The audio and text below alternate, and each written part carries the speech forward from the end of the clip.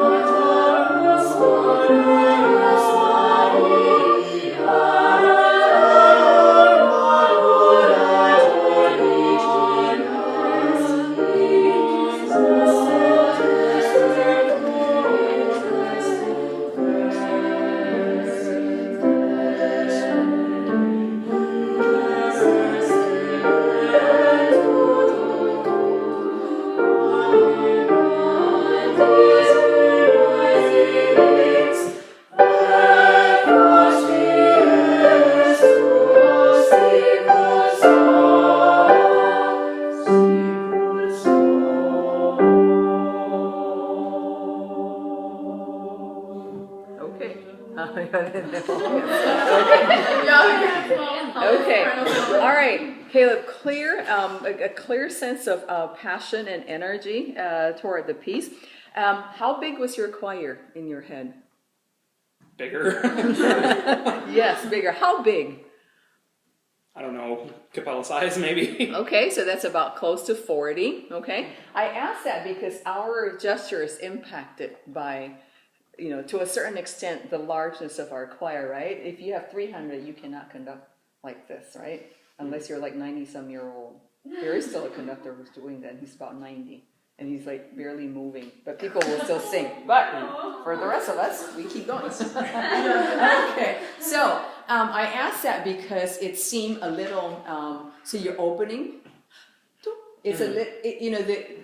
The clarity is really good, but what we're trying to blend is both the clarity and the expression, right? So you want to show the character of this piece. So if you have too much ictus, yeah, they will kind of. I don't know if you heard. I was playing them staccato at the opening because I was responding to the gesture. Okay. Now, if your choir is kind of sluggish, then you kind of push them along more. But really, always maintain in this style just a more fluid gesture. They'll come. Okay. What we're working on here is what you will look like on stage. Not what you look like in the rehearsal room, okay? At the rehearsal room, you will slowly morph. When your choir gets to know the music better and better, you will slowly morph into a conductor. I'm very particular about this because I often see conductors up on the podium looking like what they would be they're teaching at the podium, not conducting at the podium. There's a difference. So from here on, watch conductors, you're still prompting your choir in a performance setting, but you don't use the teaching gestures anymore, okay? I'll keep coming back to this theme, but let's just do the opening and think about, okay, even if it's 40, okay, that you want to encourage a more fluid gesture, okay? So let's just do the opening. Good, yep.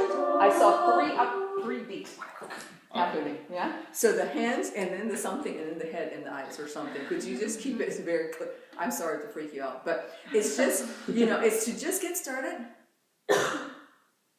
Okay? So we want to focus them. We're all watching the same TV screen. Okay? There goes, just opening. Good. Now, when you get them in, Tota. Don't suddenly go, I'm exaggerating, clamping the mouth, okay? Especially a piece like this, you have to have that breath, okay? There are two schools. There's some that will not open their mouth, okay? I'm one of the halfway in between. And then the other side is the one that the mouth keeps on the whole time. And I'm thinking, why is the mouth so busy? Right? So, but opening, especially for a piece like this, you want to make sure you have a little open mouth breath. It's easier to sing. Okay, now look at my gesture, okay, and just say Tota. Tota. Okay. Tota. You hear the difference, right? With that open mouth breath, it gets you to kind of come in together. Okay, so let's just do the opening.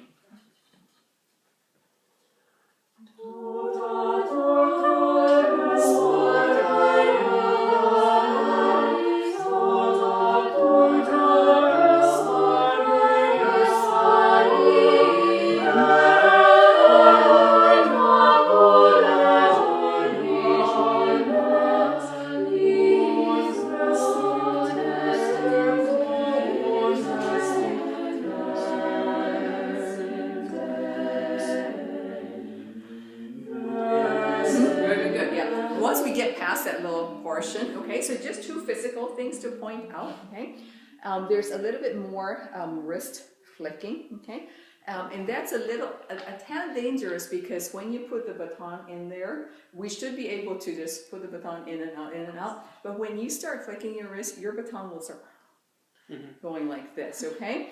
We can be expressive. Let's do expressive, very fluid 4/4. Everybody up and 1, 2, 3, 4. Keeping your wrist fairly still, right? It's not tight. I'm showing you tight and it hurts. And keep it still without, now I'm showing you, you keep going fluid. I'm flapping around, okay?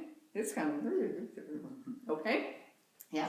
So now think about jumping into a pool, right? About 10 feet.